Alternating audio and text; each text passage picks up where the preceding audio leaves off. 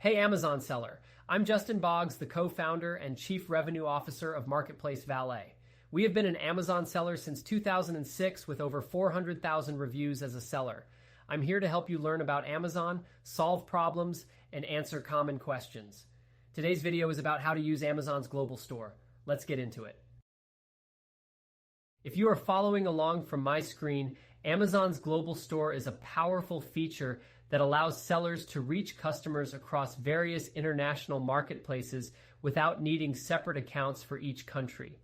Here's a quick guide on how to leverage this tool for expanding your business globally. To get started, log into your Seller Central account. From the dashboard, navigate to the Sell Globally section. This is where you can manage your global store settings. By enabling the global store, you can list your products in multiple Amazon marketplaces, reaching customers around the world. When your products are listed in Amazon's global store, they become visible to customers in countries where you've chosen to sell. Amazon handles the heavy lifting, like translating your listings and calculating the local currency prices, making it easier for international customers to purchase your products. Managing your global store is straightforward.